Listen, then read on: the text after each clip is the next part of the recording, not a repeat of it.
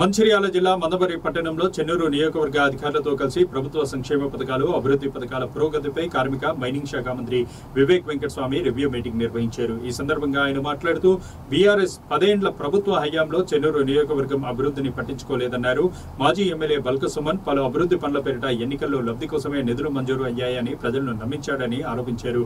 జైపూర్లో 850 మెగావాట్ల 3వ యూనిట్ నిర్మాణ పనులను త్వరలోనే సీఎం రేవంత్ రెడ్డితో భూమి పూజ చేపడతామని తెలిపారు. 3వ యూనిట్ వల్ల 5,000 మందికి ఉపాధి దొరుకుతుందన్నారు. సింగరేణిలో స్థానికులకి 80% ఉద్యోగ అవకాశాలు కల్పించే విధంగా చర్యలు చేపట్టామని పేర్కొన్నారు. కాంగ్రెస్ ప్రభుత్వం ఏర్పడ్డాక డబుల్ బెడ్రూమ్ ఇండ్లు, ఇందిరమ్మ ఇండ్లను పంపిణీ చేస్తున్నామని, రాష్ట్ర వ్యాప్తంగా 17 లక్షల కొత్త రేషన్ కార్డులు పంపిణీ చేశామన్నారు. చెన్నూరు నియోజకవర్గంలో ఇసుక మాఫియా భూదందాలకు చెక్ పెట్టినట్లు పేర్కొన్నారు.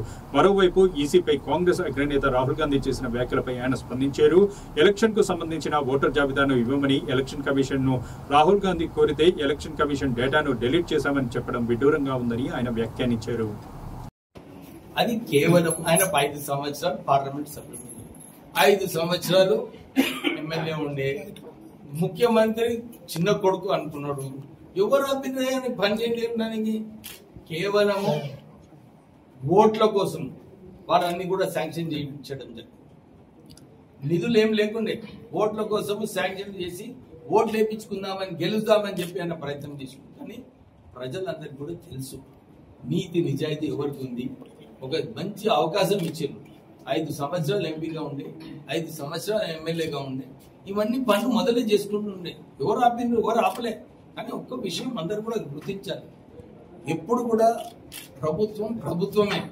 ఇది ఎవరు సొంత పైసలు కాదు, ఎవరి అందరి. నేను కూడా సొంత ఏం చేయించలేదు. కానీ నా బాధ్యత ఏంది, యాజ్ ఎమ్మెల్యే, యాజ్ మినిస్టర్, నేను ప్రభుత్వం నుంచి నిధులు తీసుకొచ్చి ప్రజలకు ఏం అవసరమో అది చేయించే బాధ్యత నాది. సో నేను దాని ప్రకారంగా పనిచేస్తున్నాను. ఇది ఎవరిది, నాది కూడా ఏకైక లక్ష్యం. ప్రజలు ఏదైతే కోరుతున్నారో మీరు చూస్తున్నారు. దీపక్ నగర్ లో మీరే వచ్చిన, మీరు ఇప్పుడే అంటున్నాను హౌసింగ్ లో లేదు, పోయి చూడు. అక్కడ నేను వచ్చిన తర్వాతనే సరిగా అక్కడ టిఆర్ఎస్ కార్యకర్తలకు హౌసెస్ అలాట్ చేయడం జరిగింది. ఇది అంతా ఒక దందా. అప్పుడు ఆ జమానాలో మీరు లేకుండా ఎందుకు గెలవకపోతుండనే. ఇసుకే దందా, భూదందా, అన్ని దందాలు ఉన్నాయని ప్రజలు ఒక మార్పు కావాలని చెప్పి వాళ్ళు మార్పు తీసుకొచ్చారు. మీరు గౌరవించాలి దానికి. అన్ని కూడా దీపక్ నగర్ లో రోడ్ ఎట్లుండేనే, నువ్వే ఉన్నావు కదా, మీరందరూ వచ్చింది కదా మార్నింగ్ వాక్ లో, మీరు చూసిండ్రు. అన్ని చోట్ల కూడా నేను ప్రెస్ వాళ్ళని, మా కార్యకర్తలని, ప్రజలను అన్ని వార్డులలో తిరిగి ఏమున్నాయి సమస్యలు కనుక్కొని చేసిన. ఇప్పుడు మీరు అన్నారు ఇంటిగ్రేటెడ్ మార్కెట్ ఇవన్నీ ఏంటిది? ఎట్లా పెద్ద మెగా బిల్డింగ్లు కట్టుకొని కమిషన్లు దోచుకొని పెద్ద చేసుకున్నారు. అరే ఇక్కడ సామాన్యునికి ఏదైతే రోడ్ అవసరమో అది లేదు, కానీ అది పోయి అట్లా చేయడం జరిగింది. నేను కూడా ఇదే కోరుతున్నాను మీ అందరికీ కూడా, మనకు బేసిక్ నెసెసిటీస్ ఏదైతే ప్రజల కోసమో అది దృష్టిలో పెట్టుకోవడం జరిగింది. అవన్నీ పనులు పూర్తిగా, ఎందుకంటే బేసిక్ నెసెసిటీ ఏంది? ఫస్ట్ డ్రింకింగ్ వాటర్, తర్వాత రోడ్స్, తర్వాత ఫస్ట్ నాలీస్, డ్రింకింగ్ వాటర్ తర్వాత రోడ్స్. ఎందుకంటే నాలీలు సరిగా ఉన్నప్పుడే మనకు దోమలు రావు. అంటే డెంగ్యూ, ఇవన్నీ చికెన్ గున్యా, ఇవన్నీ ఎక్కడి నుంచి వస్తాయి? దోమల వలన వస్తాయి. మనము దోమలు రాకుండా చేయడానికి మంచి నాలీలు అవసరం. సో నేను ఒక పకడ్బందీగా పోతున్నాను. విమర్శలు వాళ్ళ పని, విమర్శించే పని వాళ్ళది. మీరే ఉన్నారు, మీరు పోయి చూడండి.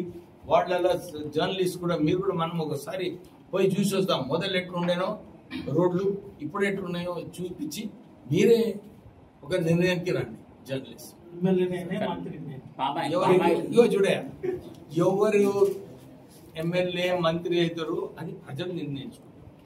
ఇప్పుడే ఆల్రెడీ నేను మీకు ఇంతకుముందు చెప్పిన 10 సంవత్సరాలు డబుల్ బెడ్రూమ్ ఇల్లు అని చెప్పి ప్రజలకు మోసం చేసిండ్రు.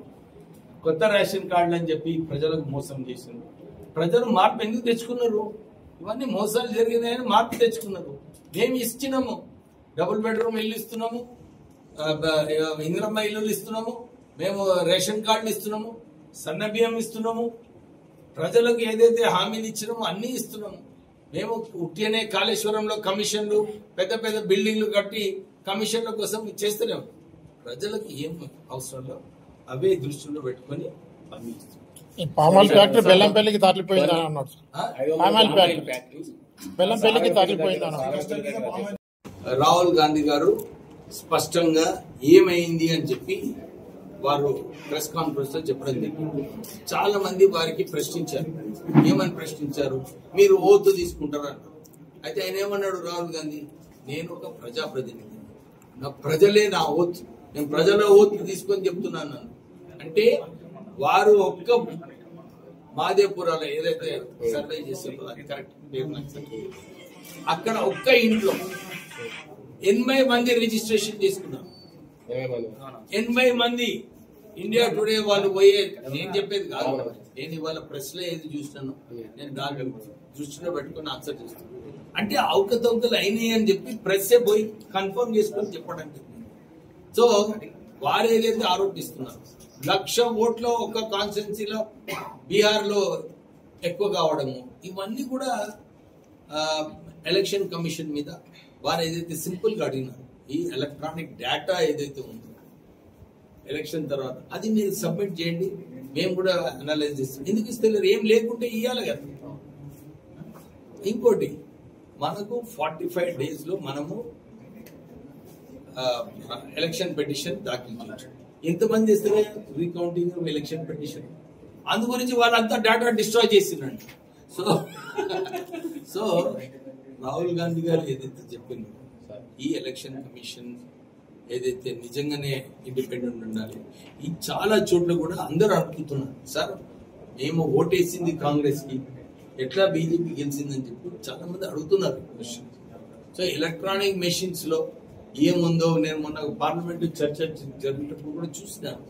సో వరల్డ్ ఓవర్ లో కూడా, ప్రపంచంలో కూడా అన్ని చోట్ల ఇలాంటి అవకతవకలు అవుతున్నాయని చెప్పి మళ్ళా back to original ballot paper కి వస్తున్నారు అన్ని దేశాలు. అదే రాహుల్ గాంధీ గారు కూడా మన దేశంలో ఈ ప్రాసెస్ మళ్ళా రివ్యూ చేయాలని చెప్పి వారు కోరడం జరిగింది.